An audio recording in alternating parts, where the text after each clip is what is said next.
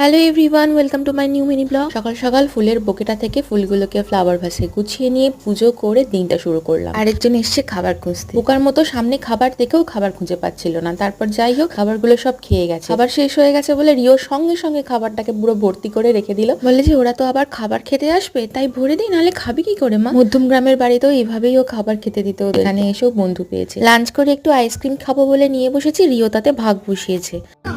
আমার লাগবে না, লাগবে না, আমি খাবো না। সন্ধ্যেবেলায় একটু কর্ন চাট বানাবো, তাই কর্নটা একটু গরম করে নিলাম, কারণ এটা বয়েলড নিয়ে এসেছিলাম। তারপর সবগুলোকে ছাড়িয়ে নিয়েছি। রিওকে ওদিকে একটু প্লাম কেটে দিয়েছি, ও খাচ্ছে, আর আমার এদিকে কর্ন চাট বানানো হয়ে গেছে। মনোজিৎকে দিয়ে চলে এসেছি অফিস করে। তারপর টুকিটাকি কাজ ছিল, যেমন ফ্রোজেন কর্নটা ঢালার ছিল, ওগুলো ঢেলে ফ্রিজে ঢুকিয়ে রাখলাম। আর রিও দেখো আমাকে না বলেই গোছানো জামা কাপড়গুলোকে নিয়ে এসে নিজের মতো করে নিজের জায়গায় গুছিয়ে রাখ। আমি বলি কি হলো, নিজেই কেন গুছিয়ে রাখছে? তারপরে দেখেছি বাবার কাছে বসে এখন গাড়ির লোগো দেখবে, তাই জন্য।